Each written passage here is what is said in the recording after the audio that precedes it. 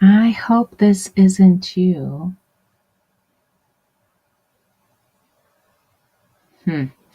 But in case it is, we are going to take a look at um, book 9.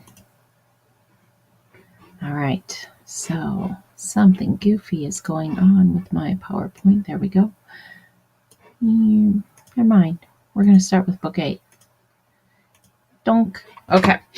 Book 8 is called The Songs of the Harper, and it runs from page 125 to 142. So as far as books go, this is one of the longer ones. And just so you know what's happening right away at the beginning, Athena is kind of making these people here in Phaeacia kind of curious, and is also making Odysseus look awesome.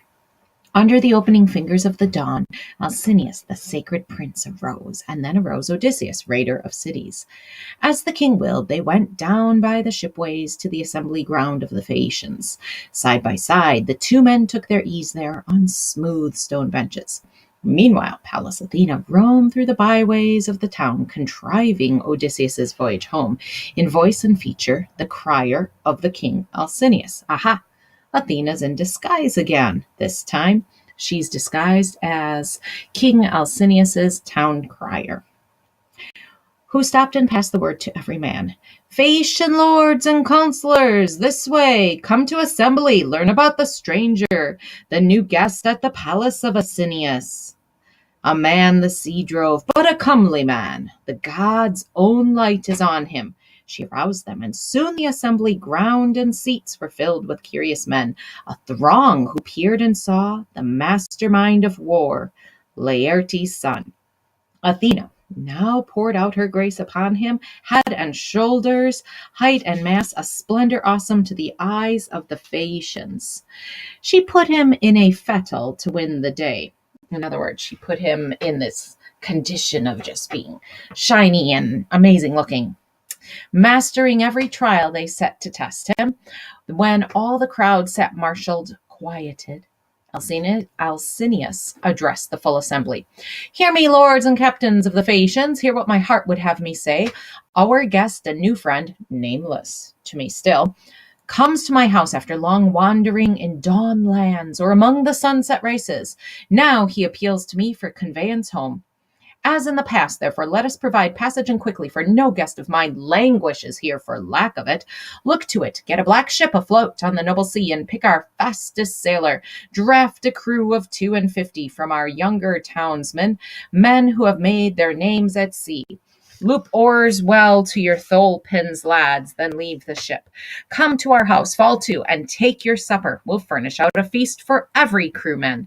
These are your orders.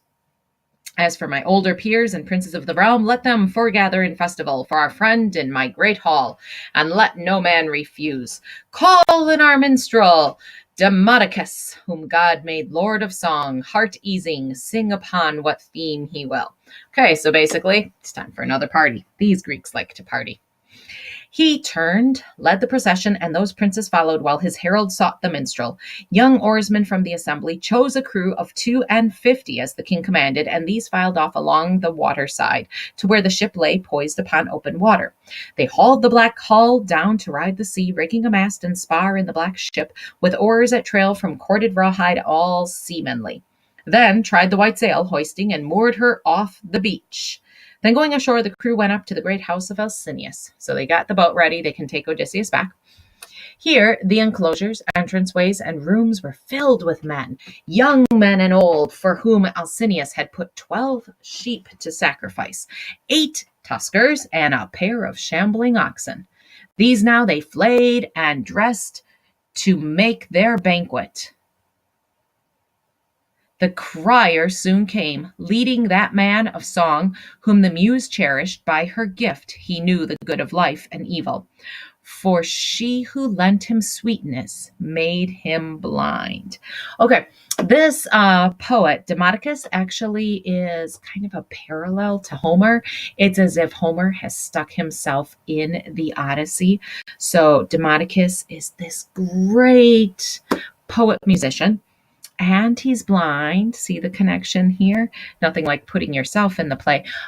Isn't that what name escapes me? In the Marvel Comics, the guy who wrote them always does his little cameo, appears in there in some way, shape, or form. It's always kind of fun to see him. Anyway.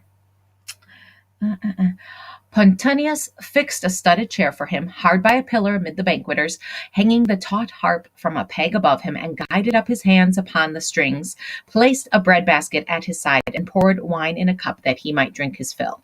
Now each man's hand went out upon the banquet, which is a nice way to say they started chowing down. Each man's hand went out upon the banquet.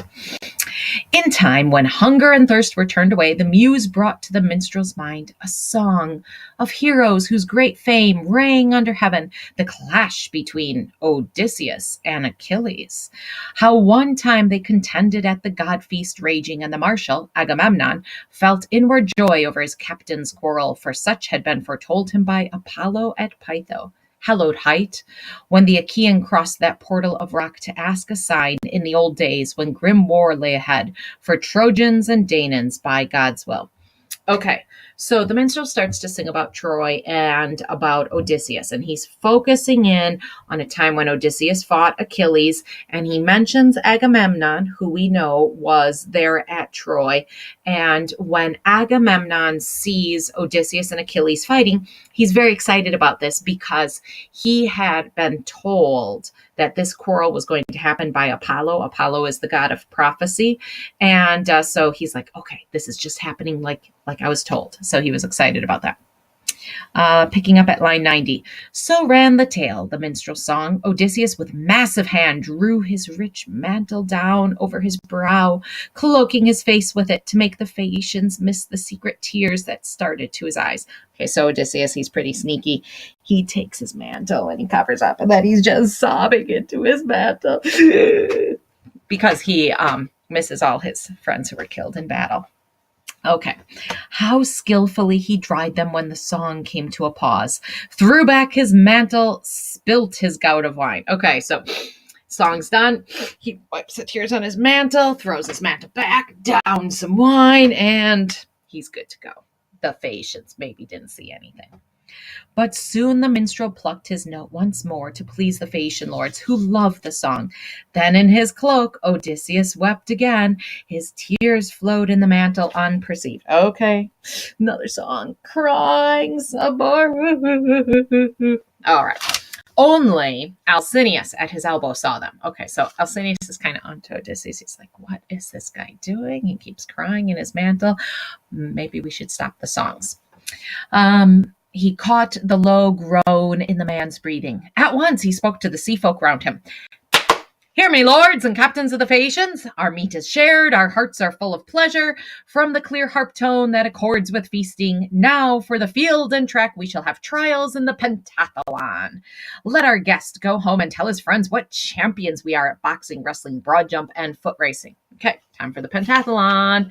On this, he led the way, and all went after. The crier unslung and pegged the shining harp, and taking Demodocus's hand, led him along with the rest, Phaeacian peers, gay amateurs of the great games.